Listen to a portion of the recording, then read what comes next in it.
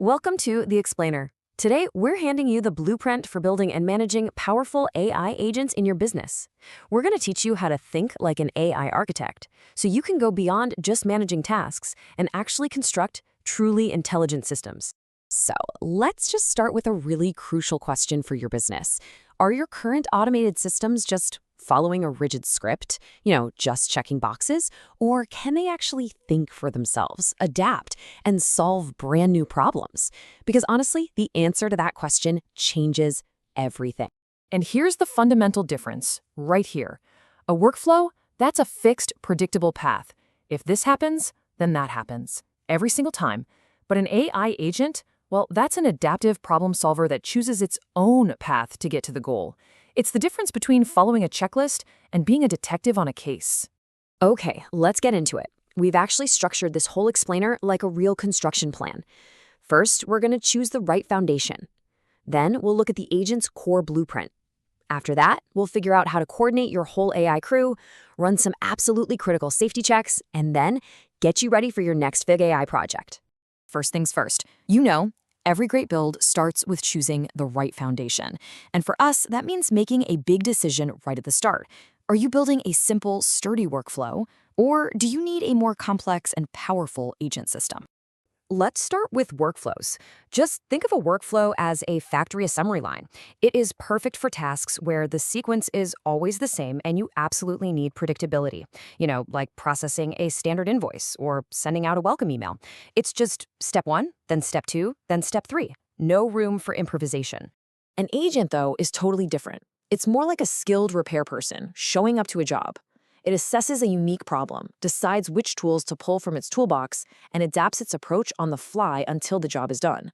This is what you use for those open-ended challenges, where the solution isn't obvious from the get-go.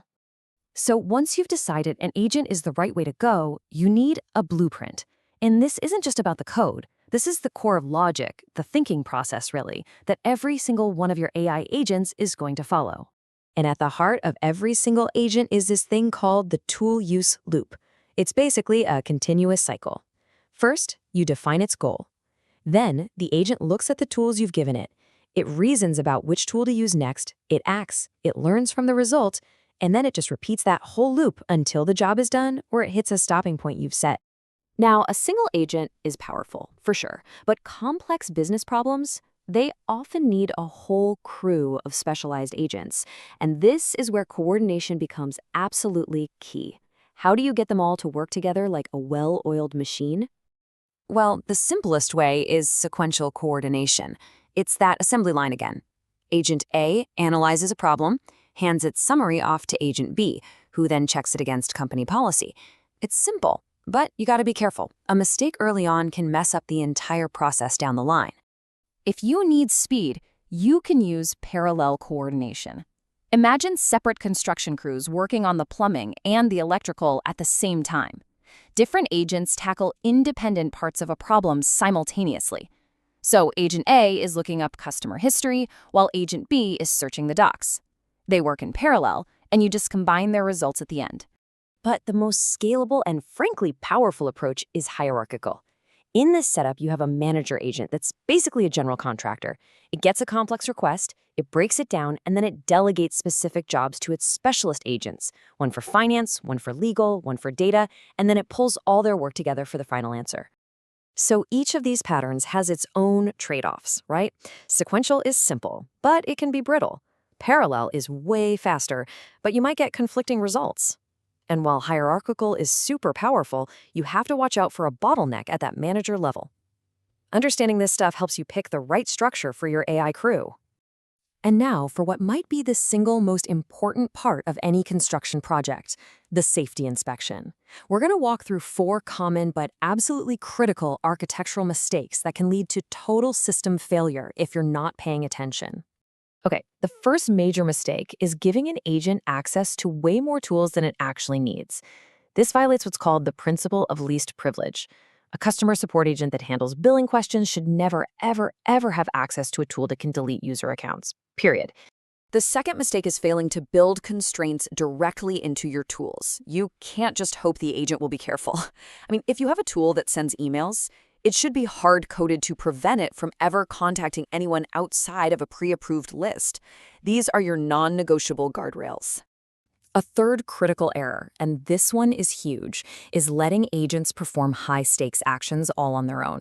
I'm talking about things like issuing a big refund or deleting a customer's data. These must have a mandatory human approval gate. The agent can suggest the action, but a person has to give the final yes. And finally, the fourth mistake is not having comprehensive monitoring and logging. Look, if you don't have a detailed audit trail of every single thing your agent does, what tool it used, when, what the parameters were, you have no way to debug problems or spot dangerous behavior before it gets out of hand. You're just flying blind. So think of these 4 principles as your essential safety toolkit. They are the non-negotiable standards for your AI construction site: least privilege access, hard-coded constraints, human approval gates, and comprehensive monitoring. These aren't just suggestions, okay? They're requirements for building responsibly. All right. You've got the architect's vision, you have the blueprint for individual agents, you've got coordination plans for your crew, and you have the critical safety codes. Now it's time to start thinking about your own project and laying that very first brick. At the end of the day, the key is just to use the right tool for the job. Don't over-engineer it. You want to reserve your powerful, adaptive agents for the really messy stuff: exploration, reasoning, and complex problem-solving. For everything else, all those predictable, repetitive tasks, just lean on simple, reliable workflows. We have laid out the architect's guide to building intelligent systems. The plans, the safety rules, the team structures, they're all yours now. So really, the only question left is, what problem are you going to solve first? What are you going to revolutionize when you build your first AI crew?